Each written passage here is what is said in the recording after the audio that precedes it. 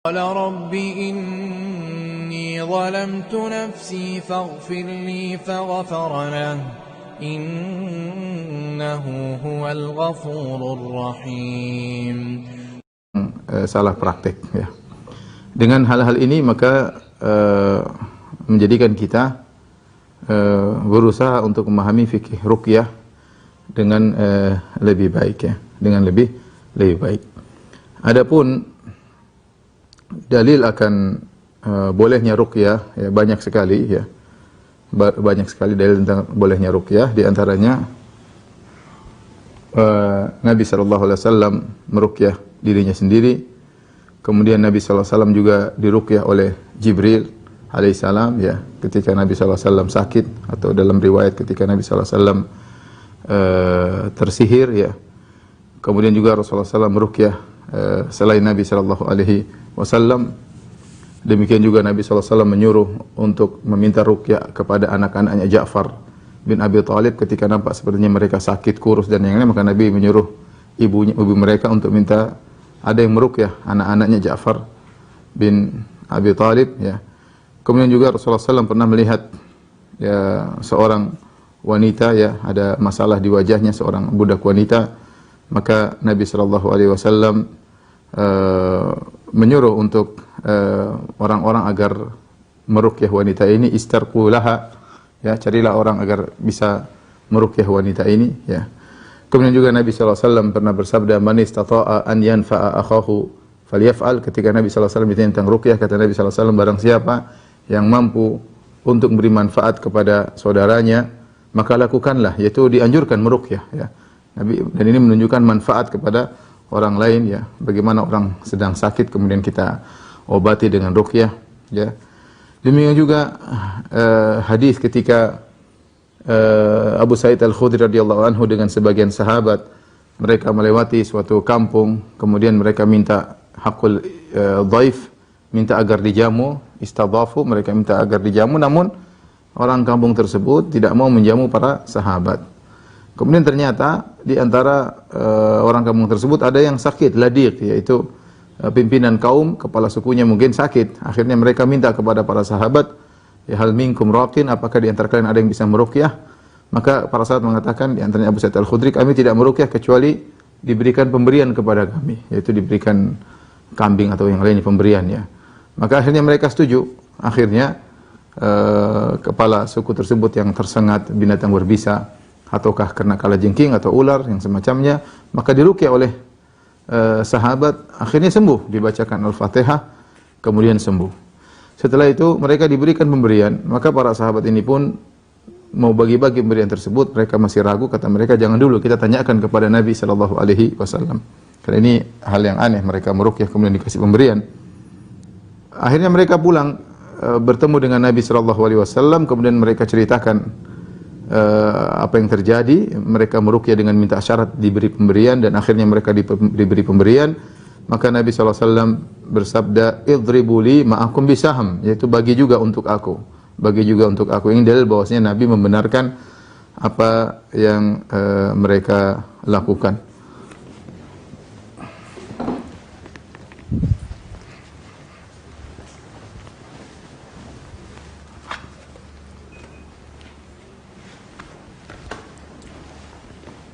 Baik, para pemirsa yang dirahmati Allah Subhanahu wa taala.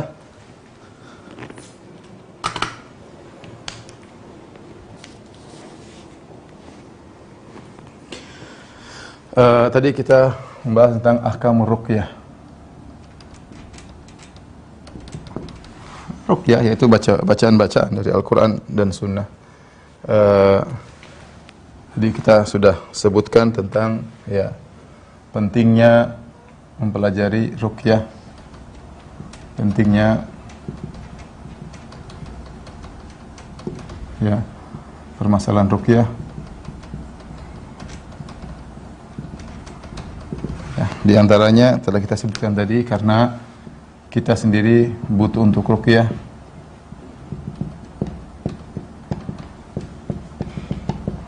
Ruqyah diri sendiri atau orang lain ya. Ruqyah diri sendiri atau orang lain. Kemudian di antaranya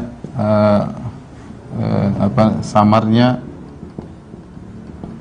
hukum ruqyah yang syar'i dengan yang haram, dengan yang tidak syar'i. Nah, ini perlu menjadikan kita harus belajar tentang hukum ruqyah. Adapun dalil, ya, dalil tentang bolehnya ruqyah sangat banyak. Tadi kita sudah singgung, di antaranya ya, Nabi SAW meruqyah diri sendiri, meruqyah dirinya. Kemudian Nabi SAW diruqyah Jibril alaihissalam. Kemudian Nabi SAW meruqyah Hasan dan Husain. Ya, dan banyak ya. Hadis Abu Sa'id Al-Khudri tadi sudah kita sebutkan.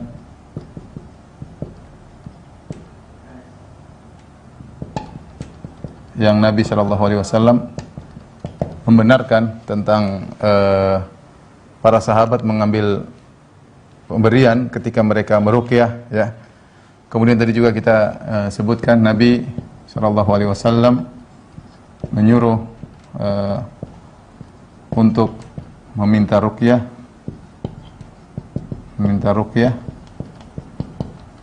agar meruqyah anak-anaknya Ja'far, anak-anaknya Ja'far bin Abi Thalib. Dan juga tadi kita sudah sebutkan terhadap seorang jariyah dan seorang wanita, seorang jariyah, yaitu budak wanita. Baik, sekarang pembahasan berikutnya,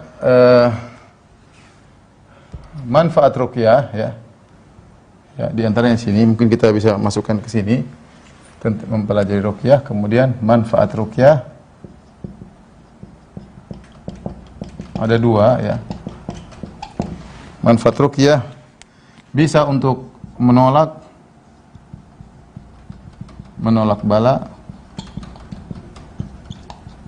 bisa untuk menghilangkan penyakit, menghilangkan bala, dan dua-duanya bisa dilakukan, ya.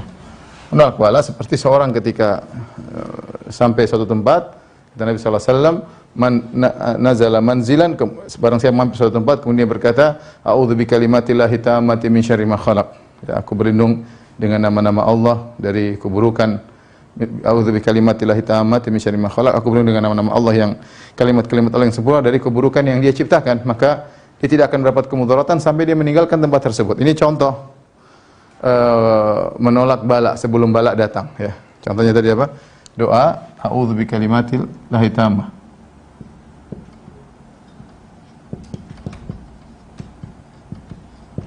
Min syarri ma khalaq, ya. Ini barang siapa yang menempati suatu tempat atau mau suatu tempat, bacalah doa ini, maka dia tidak akan mendapatkan kemudaratan, ya. Ya, seperti itu. Contohnya untuk menghilangkan bala, menghilangkan penyakit, doa-doa banyak. Nabi mengajarkan doa-doa untuk menghilangkan penyakit. Misalnya untuk menghilangkan penyakit, ya. Untuk menghilangkan penyakit, seperti kalau Nabi datang kepada orang sakit, maka Nabi mendoakan dia, ya. Allahumma as'alullah al-azim, ya, Rabbil arsyil azim an yashfiyak. Misalnya Nabi mendoakan meruqyah orang yang sakit agar sakitnya hilang, ya. Misalnya a'udzu bi'izzatillahi wa qudratihi min syarri ma ajidu wa uhadhir. Nabi mengajarkan kalau kamu sakit, tempelkan ke tempat lukamu atau tempat sakitmu, kemudian baca doa tersebut, ya. A'udzu bi'izzatillahi wa qudratihi min syarri ma ajidu wa uhadhir, ya. Contoh, jadi bisa dua manfaat, bisa menolak bala, bisa menghilangkan bala penyakit yang sudah muncul, ya. Seperti ruqyah, kalau di rumah kita sering baca surat Al-Baqarah, maka setan tidak akan datang, setan akan kabur. Fa inna syaitana yanfiru minal baiti alladhi tuqra'u fi surat Al-Baqarah. Setan dari rumah yang dibacakan surat Al-Baqarah. Sebaliknya kalau setan sudah masuk rumah, kita juga bisa baca untuk menolak bala agar setan keluar dari rumah. Ya, sebelum setan datang kita penuhi rumah dengan bacaan Al-Qur'an ya. Kalau setan sudah datang mereka bisa kabur karena kita penuh dengan bacaan Al-Qur'an. Baik. Bahasan berikutnya ruqyah yang boleh.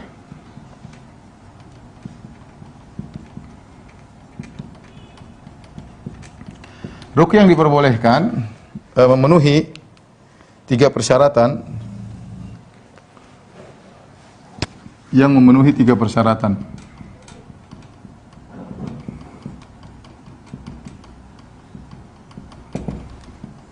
Yang pertama dengan Al-Qur'an atau ya hadis, doa dalam hadis ya. Doa-doa dalam hadis atau doa-doa yang lain atau doa-doa dalam hadis ya. Kemudian yang kedua adalah dengan bahasa Arab, dengan bahasa yang dipahami maksudnya. Dengan bahasa yang dipahami. Kemudian yang ketiga meyakini bahwa penyembuh sesungguhnya hanyalah Allah, adalah Allah.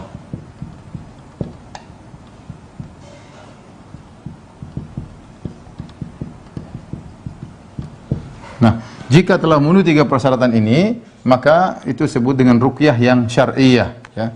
Ruqyah yang diperbolehkan atau ruqyah syar'iyyah. Ruqyah dengan Al-Quran tentunya ini adalah yang pertama. Ruqyah dengan Al-Quran, Rasulullah SAW meruqyah dengan muawwidzatain, Rasulullah SAW meruqyah dengan Al-Fatihah ya. Di antara ruqyah yang ampuh misalnya dengan Al-Quran dan Al-Fatihah dan juga surat-surat yang lainnya. Kenapa? Karena Al-Quran adalah obat. Allah Subhanahu Wa Taala berfirman dalam Al-Quran ya. Kata Allah Subhanahu Wa Taala, Qul huwa lil ladzina amanu hudan wa shifa. Al-Quran itu ya, Al-Quran itu bagi orang yang beriman adalah hudan dan shifa, obat ya. Kemudian juga misalnya firman Allah Subhanahu wa taala ya, wa nunazzilu minal Qur'ani dalam surat Al-Isra, wa nunazzilu minal Qur'ani ma huwa shifaa'un wa rahmatul lil mu'minin. Kata Allah Subhanahu wa taala, kami turunkan dari Al-Qur'an syifa, obat. Ya. Kemudian juga Allah berfirman ya, ya alladzina amanu qad ja'atkum mau'izatun mir rabbikum. Ya. Kemudian kata Allah, wa syifaa'un lima fis sudur. Wa syifaa'un lima fis sudur. Kata Allah Subhanahu wa taala, Al-Qur'an itu adalah obat bagi penyakit hati, obat bagi penyakit hati. Dari sini kata para ulama, Al-Qur'an adalah obat, adalah syifa. Itu obat bagi penyakit batin dan penyakit jasmani. Maka sebagian ulama mengatakan di antara cara agar kita bisa membaca Al-Quran dengan tadabbur, dengan khusyuk, di antaranya kita niatkan untuk syifa. Seorang boleh baca Al-Quran dengan berbagai macam niat. Di antara niatnya untuk tadabbur, di antara niatnya untuk cari pahala bacaan Quran, di antara niatnya untuk berobat, boleh. Boleh, karena otomatis Al-Quran adalah syifa. Ini ayat-ayatnya menunjukkan Al-Quran adalah syifa. Al-Quran adalah obat. Obat bukan cuma penyakit batin, bahkan juga penyakit jasmani. Karena obat di sini bersifat umum ya. Makanya orang sedih dia boleh baca Al-Quran, orang marah dia boleh baca Al-Quran, orang gelisah dia boleh baca Al-Quran ya. Seperti dalam doa yang menghilangkan kesedihan ya, doa yang panjang. Kemudian di akhirnya kata Nabi sallallahu alaihi wasallam, anta ja'al Qur'ana rabi'a qulubina ya, wa nura sudurina wa jala ahsanina wa dhahaba gumumina. Ya Allah, jadikan Al-Quran ini cahaya bagi hati kami, penyejuk bagi hati kami, kemudian menghilangkan kesedihan kami dan melenyapkan kegelisahan-kegelisahan kami ya. Jadi apalagi banyak penyakit, ya, banyak penyakit yang timbul karena ain, ya. Banyak penyakit timbul karena ain. Jadi kalau seorang terkena penyakit, dia tidak juga seuzon bahwasanya saya sedang diaini orang, saya sedang dihasati orang, saya sedang enggak, dia berdua-duanya. Kalau terkena penyakit jasad, tidak ada salahnya dia baca Al-Quran untuk meruqyah dirinya, ya. Ya, kalau tidak untuk meruqyah diri, untuk menghindarkan dari hasadnya orang. Karena orang penyakit ain terkadang terkena tanpa dimaksudkan oleh sang ain, sang penghasad bisa tidak bermaksud untuk memberikan ain, tapi ternyata ain tersebut mengenai seorang mukmin, maka dia bisa memperbaiki diri, mengobati dirinya dengan sering baca Al-Quran dengan niat agar tidak terkena ain, atau kalau dia terkena penyakit dia bisa sembuh. Kalau memang terkena penyakit jasad, penyakit misalnya penyakit berbahaya, kanker dan yang lain, tidak ada salahnya dia baca Al-Quran. Di antara hal yang menarik, baru-baru ini saya sempat heboh waktu terkena musim corona.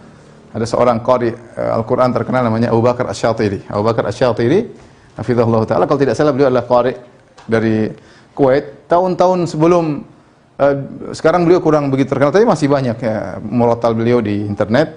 Dia terkena corona. Kemudian saya lihat wawancara, ketika beliau diwawancara, beliau ternyata terkena corona waktu itu ketika sedang pergi ke Inggris kalau tidak salah bersama anaknya, mengunjungi rumah tahfidz Quran di sana, sekolah tahfidz Quran. Kemudian berbicara dengan mudir tahfidz Quran dengan berjarak, ya, karena kalau nggak salah itu tahfidz Quran buat akhwat, ya, dia dengan anaknya kemudian ngobrol, tahu-tahu dia pulang, dia merasa sakit. Ternyata mudirahnya itu telepon dia bahwasanya saya terkena COVID, ya. Ternyata dia juga terkena COVID dan dia sekeluarga kena COVID. Tapi dia bilang alhamdulillah, ya, panas tinggi tapi saya hanya berobat dengan Al-Quran. Maka dia baca Al-Quran, dia baca Al-Quran sampai akhirnya sembuh. Setelah dia sembuh kemudian diadakan wawancara, ya. Ternyata yang dia lakukan sering banyak baca Al-Quran, ya. Jadi Al-Quran adalah obat. Namun bukan berarti tatkala kita berobat dengan Al-Quran kita tidak menempuh pengobatan secara medis. Boleh kita lakukan dua-duanya, sebab dengan kita berobat secara medis dan kita berdoa secara baca Al-Quran, karena kita tahu yang menyembuhkan hanyalah Allah Subhanahu wa taala. Mau dengan sebab medis secara materi atau dengan sebab syar'i dengan baca Al-Quran, kita tidak tahu Allah datangkan kesembuhan dari mana. Tapi maksud saya, Al-Quran itu adalah obat, tidak perlu kita ragu akan hal ini. Jadi bisa dengan ayat-ayat dalam Al-Quran, ya, atau doa-doa dalam hadis yang diajarkan oleh Nabi SAW, ini banyak sekali, ya. Sudah kita sebutkan, ya. Bismillahirrahmanirrahim, ya, min kulli syai'in yu'dzik, ya. Dan hadis-hadis Nabi yang kita bisa lihat dalam doa-doa untuk ruqyah, ya. Untuk ruqyah, ya. Bismillah, misalnya Allahumma adhibil ba'sa, Allahumma mudhibal ba's, ya. Adhibil ba'sa anta syafi la shifaa'a illa shifaa'uk shifaa'un la yughadiru saqama. Disunahkan kalau kita menyinggung orang yang sakit, kita baca dengan doa tersebut, ya. Ya Allah penghilang penyakit, ya. Engkau adalah penyembuh, tidak ada kesembuhan kecuali dari Engkau. Hilangkanlah penyakit dari hamba-Mu ini, ya. Penyakit yang tidak meninggalkan kesembuhan yang tidak yang menghilangkan penyakit seluruhnya. Kemudian syarat yang kedua dengan bahasa yang dipahami. Kenapa ini perlu? Kalau kita bicara konteksnya bicara orang Arab, kita bilang dengan bahasa Arab. Tapi kalau kita konteksnya berbicara dengan semua orang, maka yang penting dengan bahasa yang dipahami. Kenapa? Karena bisa jadi bacaan-bacaan ruqyah tersebut isinya kesyirikan. Bisa jadi isinya adalah meminta kepada malaikat, bisa jadi isinya memohon kepada jin, ya. Bisa jadi isinya adalah meminta kepada wali-wali, dan ini terjadi, ya. Saya pernah punya kawan, dia mau diruqyah, ternyata ada tulisan-tulisan semacam jimat, dibaca ternyata minta tolong kepada Abdul Qadir Jailani, ya, mayat, ya. Ini kesyirikan, ya, maka tidak boleh, ya. Maka harus, ini poin yang penting, harus dengan bahasa yang dipahami, ya. Karena bisa jadi orang sang dukun dia mencampur adukan antara kebatilan dengan kebenaran. Dia baca Al-Fatihah, dia baca ayat kursi, tapi di tengah-tengah dia ada was-was babas anginnya misalnya, atau dia baca sesuatu di tengah-tengah, ya. Abrakadabra ke ala kazam ke apa ke, ya, apa dia baca, ya, itu harus kita hati-hati, waspada. Ya, waspada, ya. Ya. Kadang-kadang sama-sama seperti jimat. Jimat kadang ada tulisan-tulisan yang aneh-aneh, angka-angka, huruf-huruf, bolak-balik, pagar, kemudian apa kayak, ya, bintang, pagar, nomor dan macam-macam. Ini harus dengan bahasa yang dipahami. Karena kalau dia mengucapkan suatu mantra yang tidak dipahami, bisa jadi dia sedang beristi'anah, minta tolong kepada jin. Kemudian yang terakhir meyakini bahwa penyembuh sungguhnya adalah Allah Subhanahu wa taala. Penyembuh adalah Allah Subhanahu wa taala. Dari sini sebenarnya mengatakan, ya, kenapa al-muawwidhatan, maksudnya al-falaq dengan an-nas,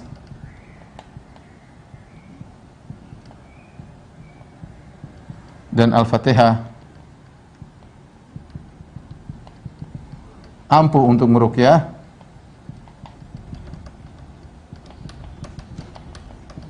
karena isinya adalah minta tolong kepada Allah, karena isinya adalah minta tolong kepada Allah.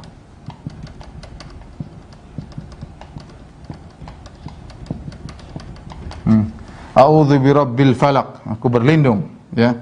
A'udzu birabbin nas, aku berlindung, ya. Kemudian dalam Al-Fatihah iyyaka na'budu wa iyyaka nasta'in, hanya kepada Allah engkau mohon pertolongan. Maka ini di antara surat-surat yang kuat dalam untuk meruqyah, ya. Tapi intinya kita harus yakin bahwasanya penyembuh sungguhnya adalah Allah Subhanahu wa taala, ya. Adapun kalau meyakini ruqyah atau orang yang meruqyah yang menyembuhkan, makin itu tidak boleh dan itu melanggar ruqyah yang syar'iyyah. Baik, tolong dihapus, setelah itu kita lanjutkan lagi.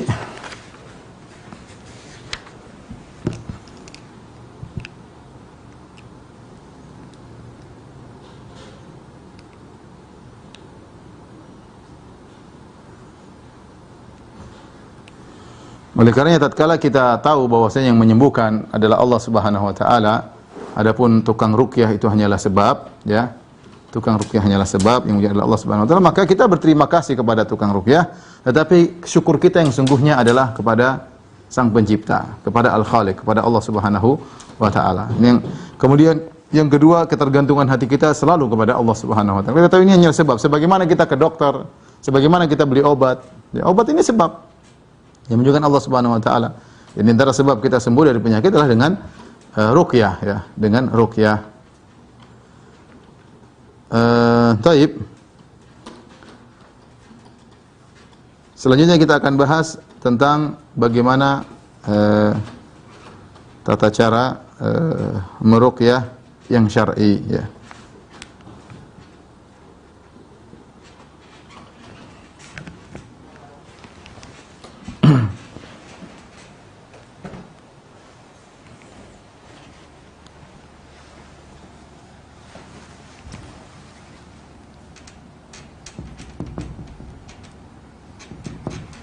Tata cara ruqyah syar'i. Taib, dalam hadis ada seorang sahabat berkata, "Ya Rasulullah, kami mendapati ruqyah yang dipraktikkan oleh orang-orang jahiliyah." Jadi ruqyah ini bukan punya perkara umat Islam aja, umat-umat terdahulu. Orang-orang musyrikin juga mereka meruqyah dengan lafal-lafal syirik, minta tolong kepada jin dan yang lain. Ruqyah ini bukan suatu yang baru, tapi dia sudah ada sejak zaman dahulu, ya. Ya, tapi ketika Rasulullah ditanya, "Ya Rasulullah, kami mendapati orang-orang meruqyah." Kata Nabi sallallahu alaihi wasallam dalam hadisnya, dan ini merupakan asal muasal hukum ruqyah, ya. Tentang kaifiyah ruqyah, qala sallallahu alaihi wasallam, "I'ridu alayya ruqakum fa innahu la ba'sa birruqa ma lam yakun fihi syirkun." Kata Nabi SAW, perhatikan sini, kata Nabi SAW, jelaskan kepadaku bagaimana cara ruqyah kalian. Jelaskan kepadaku bagaimana cara ruqyah kalian. Sesungguhnya tidak mengapa, sungguhnya tidak mengapa dengan ruqyah selama tidak ada kesyirikan di dalamnya, tidak ada kesyirikan di dalamnya. Taib. Ini dua lafal dalam riwayat yang lain, malam takun syirkan, yaitu tidak mengapa ruqyah kalau tidak ada syirik. Dalam riwayat yang lain tidak mengapa ruqyah selama tidak syirik.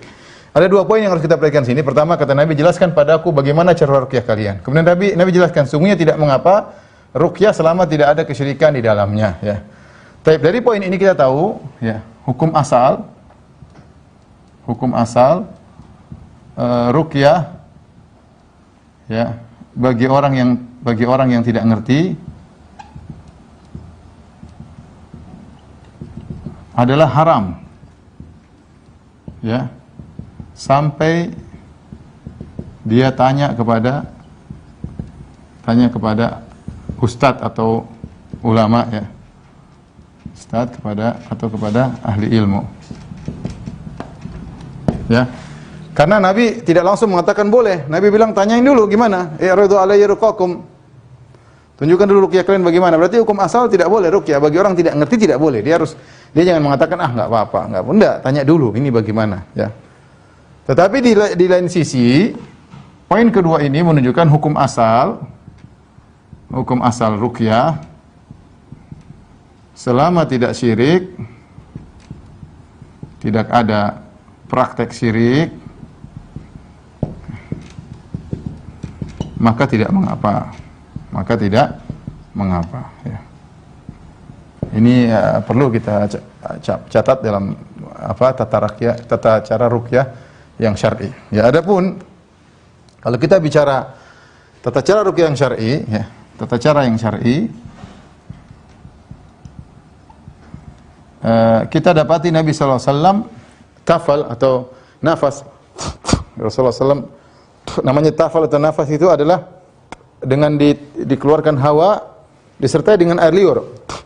Ada air liur yang keluar. Maka ada namanya at-tafal atau an-nafas. Ada namanya an-nafakh.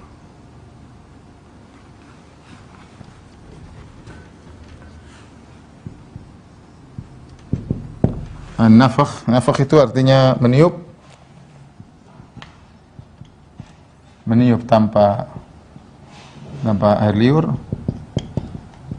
Ini bisa meniup dengan air liur. Meniup disertai ludah atau liur.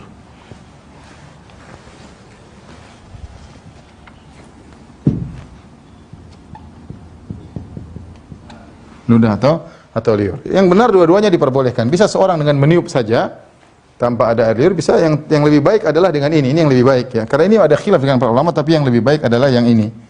Itu meniup dengan ada liur, ya, atau ludah, ya.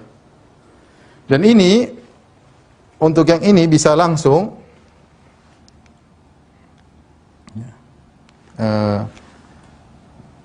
dan juga bisa ruqyah, ya. Bisa juga, ya, sekedar dibaca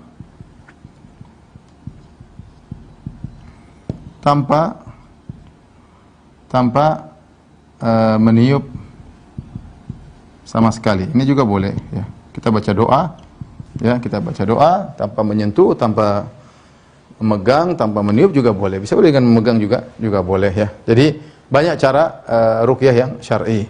Nah, dalam berkaitan dengan meniup atau disering air liur ini, maka bisa secara langsung, ya. Ini bisa secara langsung.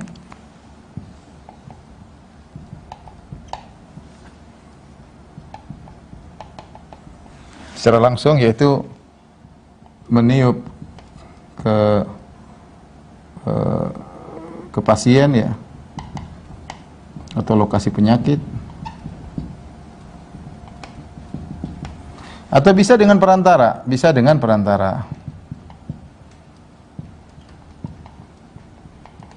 Misalnya apa? Misalnya dengan meniupkan ke air.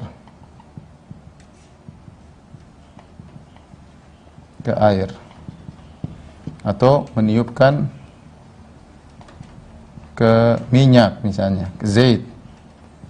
Ya. Nanti kalau sudah meniupkan ke air atau ke zait, ini juga bisa dengan dua, ya. Bisa dengan diminum oleh pasien,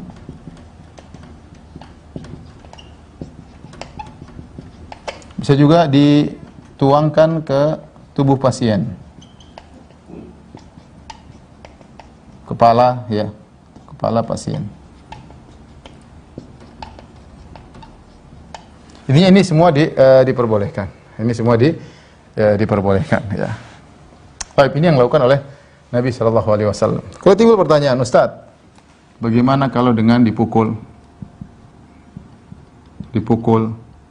dipijit, ya, dipencet, macam-macam, ya.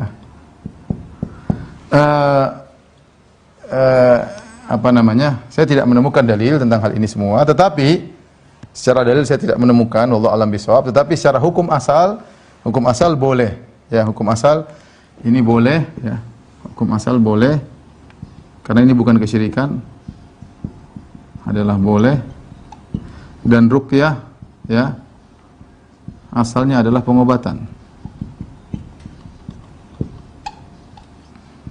Pengobatan, ya. Maka pengobatan seorang boleh melakukan dengan cara-cara yang menurut dia baik, tapi dia harus ahli. Maksudnya terkadang misalnya saya cerita tentang yang mukul, ya. Mukul, kita dapat riwayat sebagian salaf mereka mukul, tapi dia tahu daerah mana yang dia pukul, tahu dari mana dia pencet situ, kemudian jinnya teriak misalnya, ya. Tapi kalau dia asal mukul semua, wah repot. Bisa jadi orang tersebut mati gara-gara dipukulin, ya. Oleh karenanya ini sebaiknya dihindari, ya. Saya rasa tidak. Tapi kalau saya mengatakan haram susah, ya, karena memang ada yang praktekkan. Tapi tadi dia harus waspada, harus hati-hati, ya, karena memang hukum asal ruqyah tidak mengapa karena dia pengobatan selama tidak ada kesyirikan. Selama tidak ada kesyirikan, maka boleh seorang melakukan praktek-praktek tersebut. Baik. Tolong dihapus, ya. Dan Nabi SAW mengatakan, ya, man istata'a minkum an yanfa'a akhahu falyaf'al. Barang siapa yang mampu untuk memberi manfaat kepada saudaranya, maka hendaknya dia lakukan.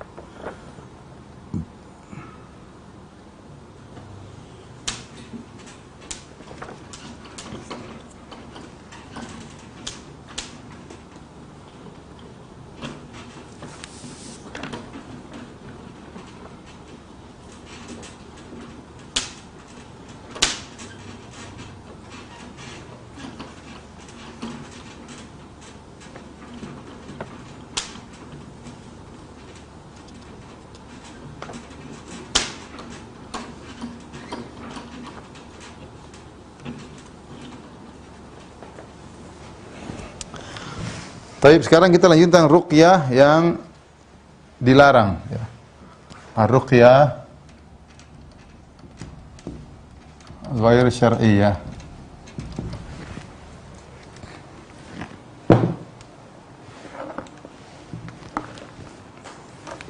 Ruqyah ghair syar'iyyah yaitu ruqyah yang tidak syar'i. Maka ini bisa kita bagi dua, ya, adalah ruqyah syirkiyah,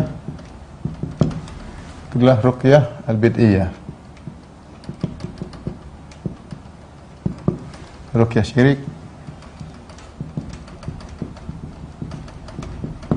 ruqyah bid'ah. Ruqyah syirik, ya, seperti Rasulullah SAW bersabda, innar ruqa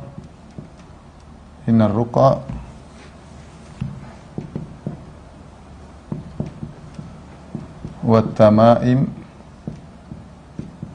wat tiwalata syirkun. Kata Nabi SAW hadis Ibnu Mas'ud, sungguhnya ruqyah, jampi-jampi dan pelet adalah syirik, ya. Ruqyah jimat, pelet adalah syirik. Nah, bagaimana cara ruqyah syariah? Ruqyah syirik yaitu dengan meminta pertolongan kepada jin, ya, pada jin, wali-wali yang sudah mati, ya,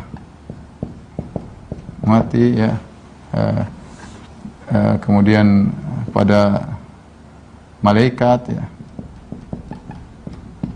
Ya, kemudian dengan cara-cara yang syirik,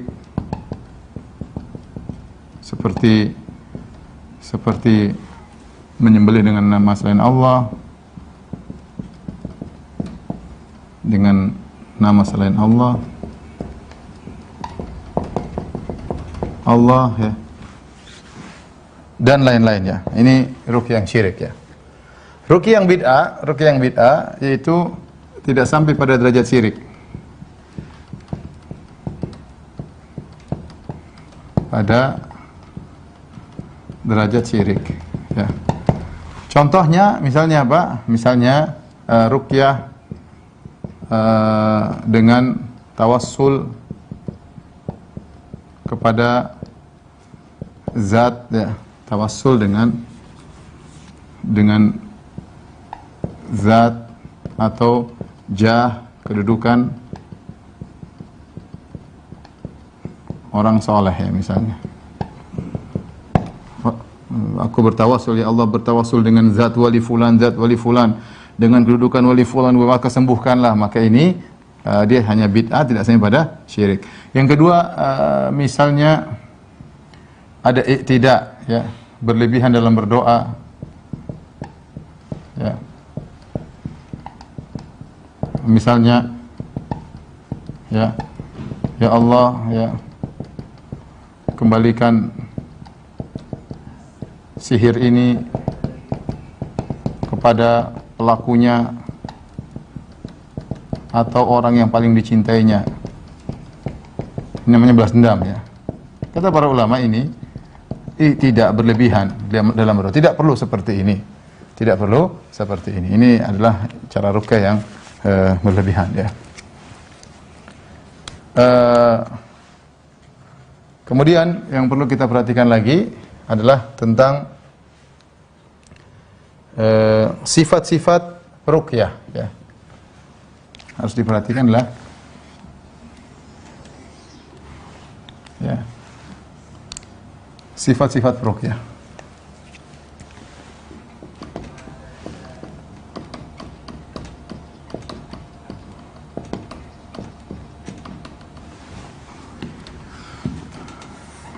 Atau sifat-sifat yang harus diperhatikan peruqyah.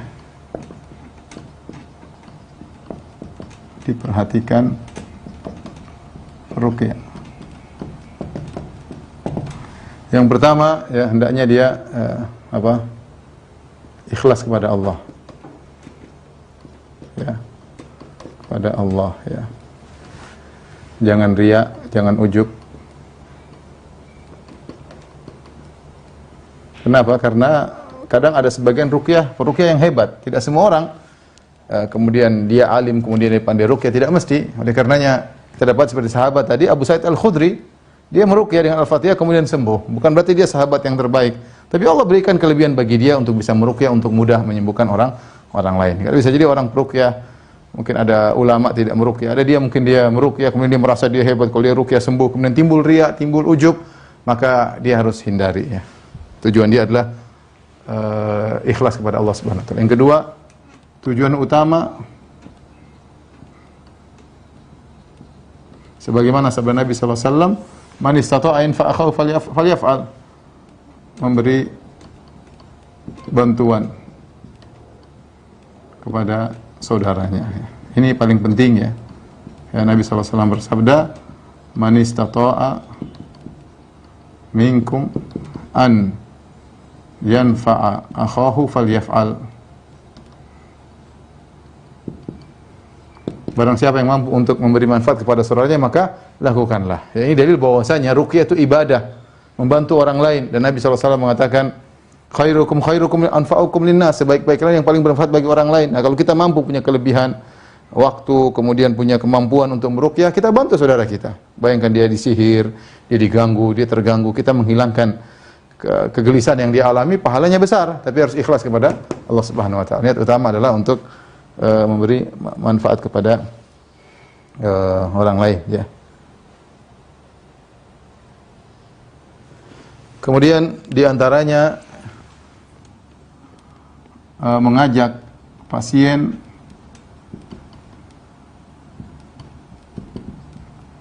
untuk bergantung kepada Allah. Bergantung atau pasrah ya kepada Allah. Ini sangat penting. Jadi pasiennya diceramain, ya, maka ini menunjukkan orang ruqyah hendaknya punya ilmu untuk menceramain pasien tersebut agar dia bergantung kepada Allah Subhanahu wa taala, jangan bergantung kepada sang peruqyah. Ya. Jangan bilang tenang, saya bikin insyaallah tenang, enggak. Kembali kepada Allah, insyaallah dimudahkan. Insyaallah dimudahkan. Allah yang menyembuhkan. Ingatkan kepada pasien ya. Sehingga ini membantu dia tidak ujub dan juga membantu pasien untuk menguatkan tauhidnya kepada Allah Subhanahu wa taala. Kemudian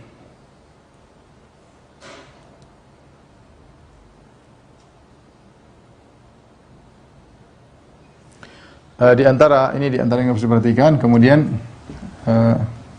di antaranya menghindari pelanggaran-pelanggaran. Apa pelanggaran-pelanggaran tersebut? Kita bahas ini pelanggaran tersebut di antaranya ya. Di antaranya menyentuh wanita secara langsung. Menyentuh wanita secara langsung.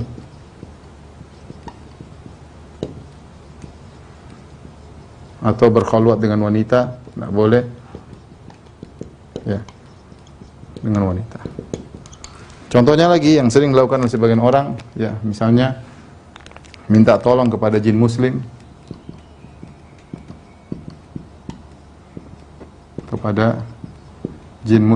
ya. Ya, ini juga tidak boleh, Kalau Allah mengatakan jika jin datang tiba-tiba membantu, ya tidak ada masalahnya. Maka tidak masalah. Adapun selalu jin muslim datang, selalu meminta jin muslim untuk datang, sehingga lalu memberi analisa, untuk menganalisa ya, untuk memberi resep ya, maka ini tidak boleh.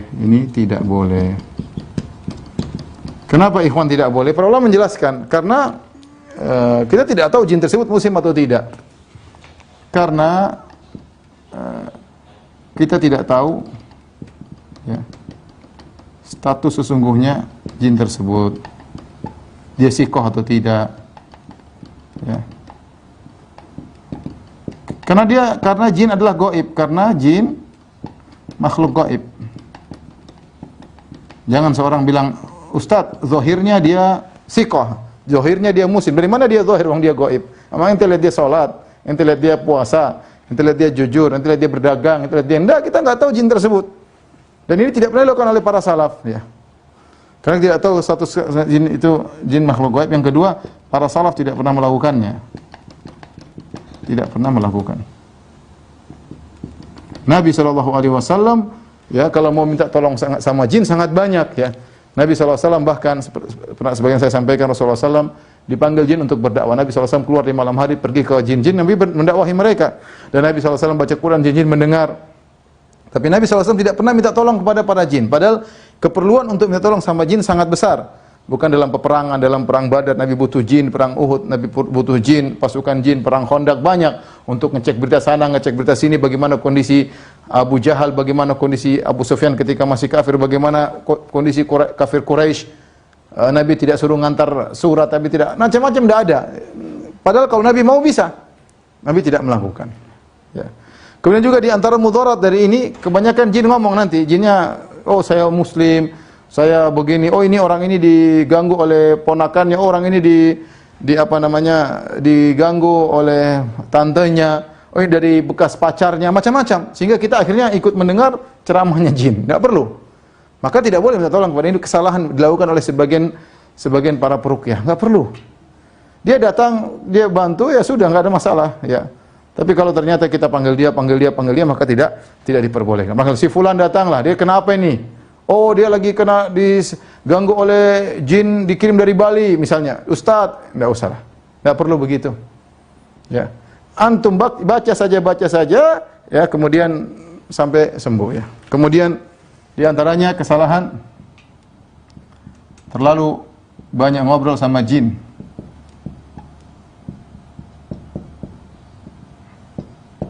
Ustaz, saya ingin mengislamkan jin tersebut. Ya udah, nanti bicara sebentar aja, dia mau ngobrol, jin kamu dari mana, ngobrol akhirnya, dan itu terjadi, ngobrol sama jin. Tidak perlu. Para salaf tidak mau kan jin dibacain, enggak mau keluar sampai terbakar, kalau enggak mau keluar terbakar. Adapun ngobrol sama jin seperti yang saya dengar sebagian dilakukan oleh sebagian orang, jinnya kemudian cerita, "Oh, saya umur saya sudah 2000 tahun, oh, umur saya sudah 3000 tahun, oh, saya ketemu dengan para sahabat, saya ketemu dengan Ibn Taimiyah, saya ketemu dengan subhanallah. Saya jin sufi, saya jin," terjadi ya dialog. Saya jin ini, saya jin. Tidak perlu kita baca Al-Quran. Dia ngomong, suruh keluar. Ukhruj aduwallah, keluar wahai musuh Allah. Enggak mau bacain terus. Tidak usah ngobrol sana, ngobrol sini. Kalau sesekali mungkin tidak, tapi kalau banyak ngobrol, tidak perlu. Terkadang seorang dibuat ujub oleh jin tersebut. Ustaz, Anda hebat ya. Tidak ada yang hebat seperti Anda. Ya macam-macam lah. Terkadang dia mulai buka-buka aib. Oh Ustaz begini, ente begini. Jangan. Makanya tidak perlu kita banyak ngobrol sama jin. Tinggal kita baca kemudian kita sampai dia keluar. Kemudian di antara kesalahan, ya, memasang tarif berlebihan.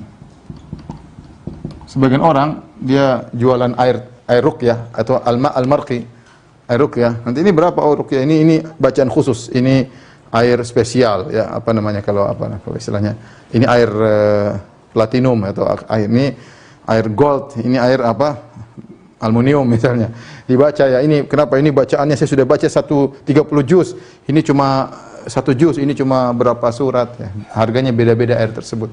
Ya akhi subhanallah ya. Tidak perlu seperti itu ya. Tujuan kita adalah untuk mencari membantu saudara, bukan untuk seperti itu. Ini di antara kesalahan-kesalahan dilakukan oleh sebagian peruqyah. Adapun orang yang diruqyah ya, adapun sifat orang diruqyah ya, sifat-sifat yang diperhatikan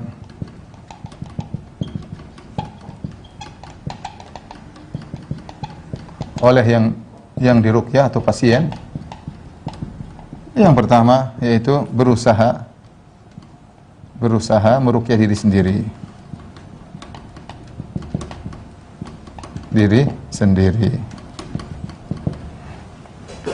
Kemudian yang kedua, kalau diruqyah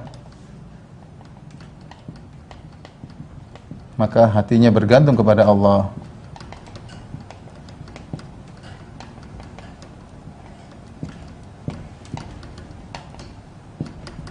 Ya, karena sebagian orang menyangka kalau ustaz itu yang ruqyah sembuh, kalau ini yang ruqyah sembuh.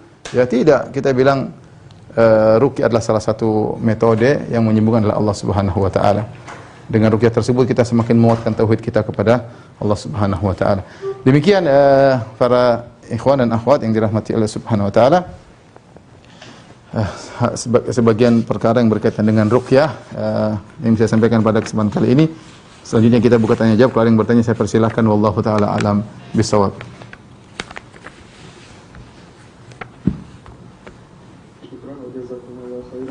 Atas materi yang telah dijelaskan, supaya mudah-mudahan bermanfaat bagi kami semua dan bagi pendengar di seluruh dunia ini insyaallah.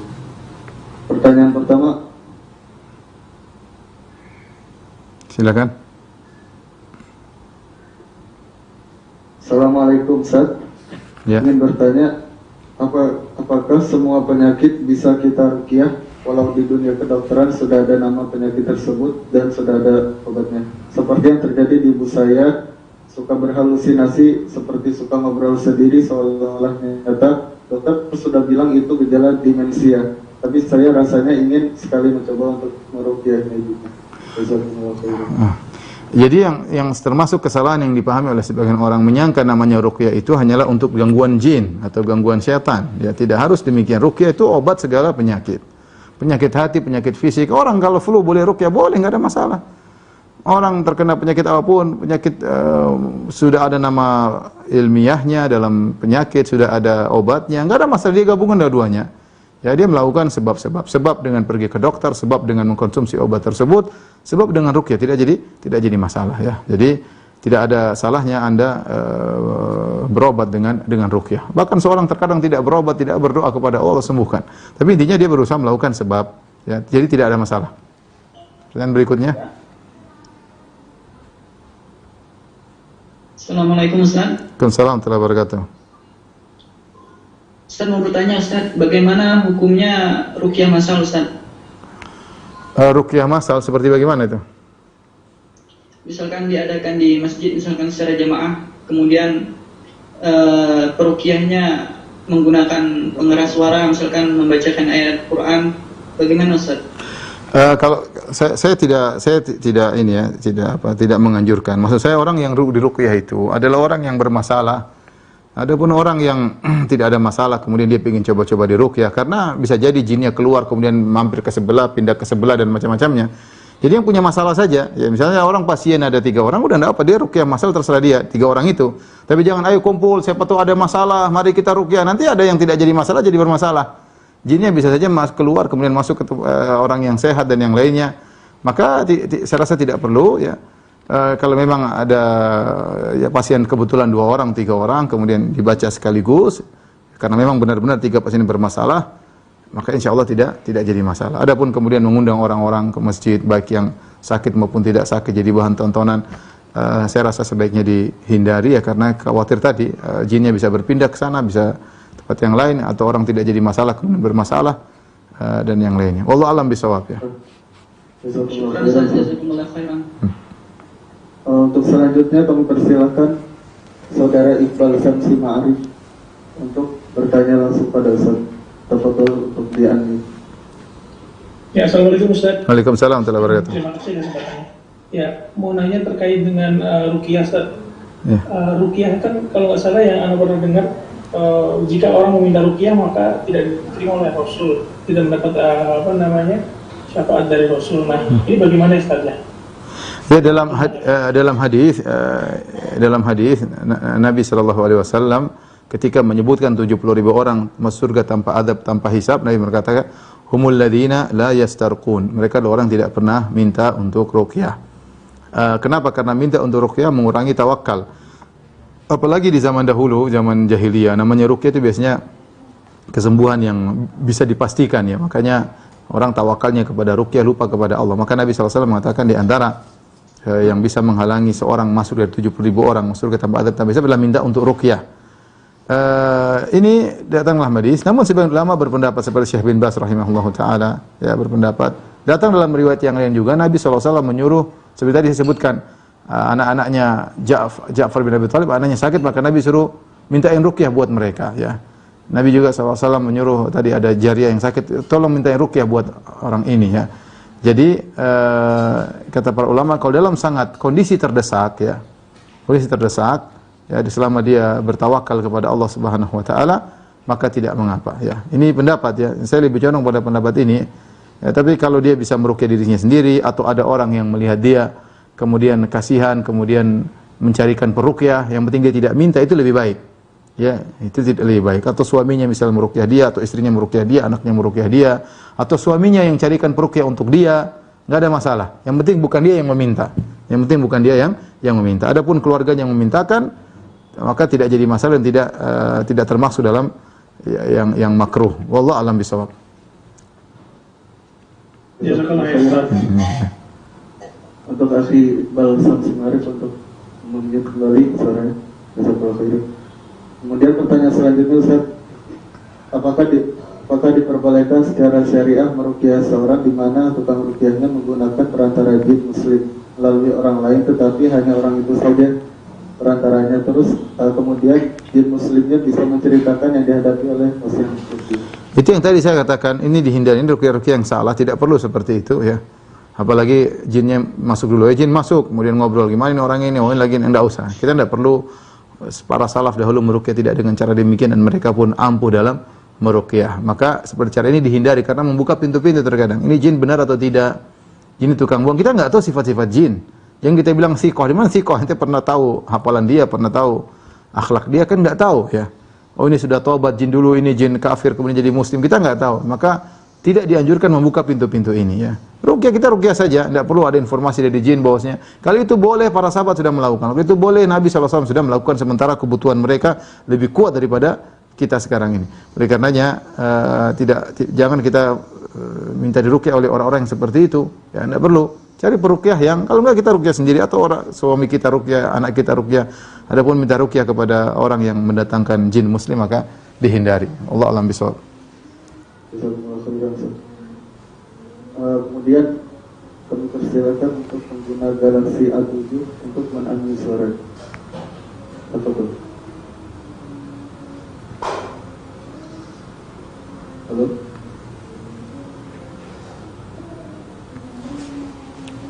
Yang berikutnya untuk Akhi Muhammad Mufti Amin Siddiqi untuk bertanya. Silakan. Assalamualaikum Ustaz. Bagaimana jika ada peruqyah yang meruqyahnya itu caranya tangannya itu seperti orang mau silat Ustaz, jadi gemetaran gitu, dan ujung-ujungnya tangannya itu dia menghentakkan ke tanah Ustaz. Allahu Akbar gitu, tangannya menghentakkan ke tanah dan akhirnya yang diruqyahnya juga sakitan, itu apakah sesuai syari atau apa? Siapa yang kesakitan jadi dia tangannya gitu dia hentakkan ke tanah? Maksudnya bagaimana? Iya Ustaz. Terus siapa yang sakit? Dia apa pasiennya?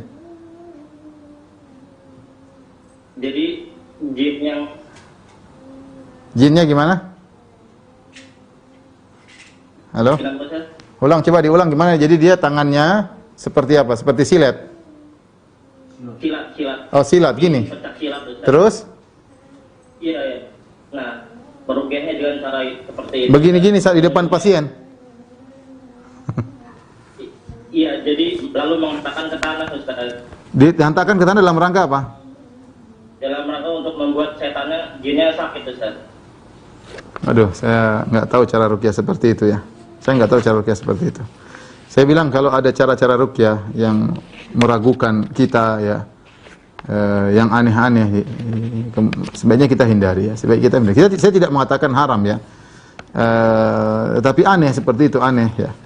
Kemudian dia pakai cara-cara silat kemudian hentikan. Maksudnya gimana? Maksudnya jinnya disedot gitu baru dihantakkan, dipukul di tanah atau bagaimana? Tapi begini ya, secara umum, kaidah umum. Yang paling penting kita tahu siapa peruqyah tersebut. Peruqyah tersebut kita tahu enggak akidahnya benar, ya. Orang yang soleh atau tidak. Itu yang paling penting. Ya, kalau kita enggak tahu, apalagi dia bikin silat-silat seperti itu, mending kita hindari. Tapi kalau kita tahu ini orang ngaji, misalnya orang bertauhid, orang tidak melakukan kesyirikan, ya bisa jadi dia mungkin melakukan sebagian cara-cara yang menurut kita agak aneh. Mudah-mudahan tidak mengapa. Tapi kalau kita ragu kita tinggalkan, ya. Kita ragu kita tinggalkan, mending kita cari peruqyah yang jelas. Tapi yang paling poin utama adalah kita kenal peruqyah tersebut adalah peruqyah yang dikenal di atas sunnah misalnya, atau bukan pelaku-pelaku kesyirikan, ya, bukan khurafat-khurafat. Itu yang paling penting. Wallahu a'lam bishawab. Ya.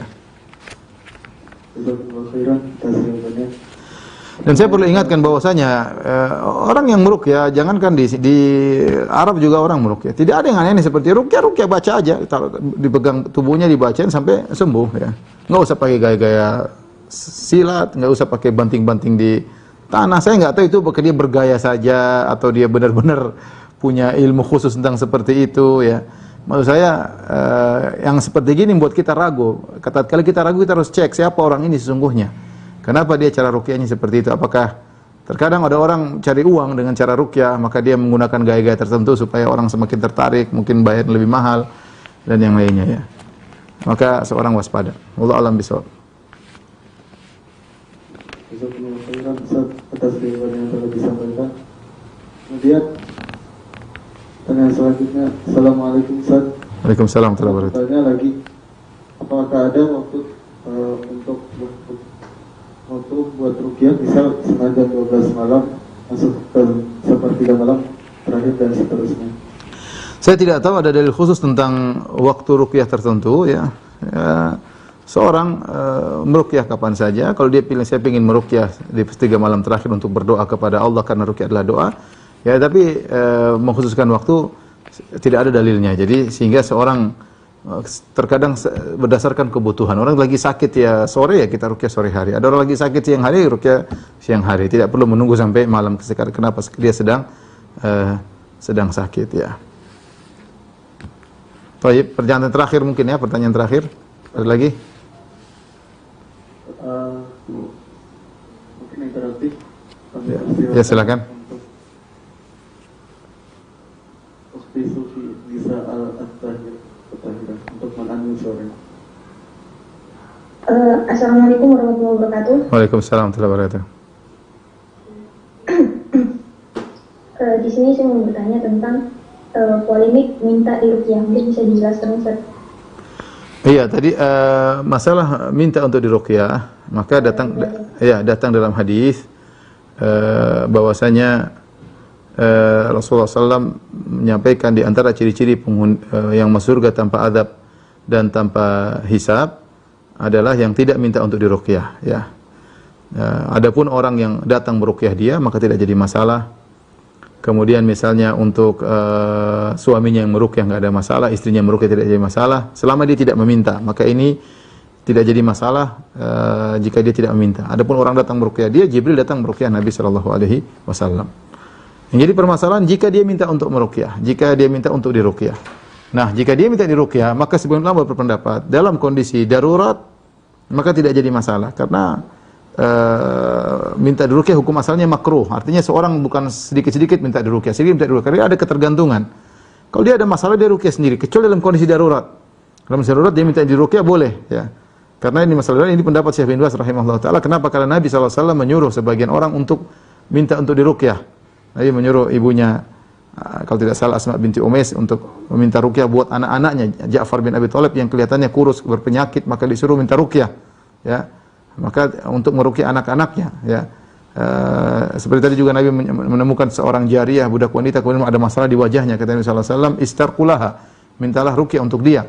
Ya, jadi dalam kondisi darurat tidak jadi masalah. Tapi kalau dalam kondisi tidak darurat, seorang meruqyah dirinya sendiri ya, atau keluarganya, suaminya bilang, "Mas, ruqyahin saya dong, Mas, istri." Karena kita namanya suami istri enggak ada masalah. Yang jadi masalah kalau kita minta ruqyah sama orang lain. Wallahu a'lam bishawab. Ini saja yang saya sampaikan, kurang lebihnya saya mohon maaf. Kita lanjutkan insyaallah kesempatan yang lain. Subhanakallah bihamdik asyhadu an la ilaha illa anta astaghfiruka wa atubu ilaik. Assalamualaikum warahmatullahi wabarakatuh.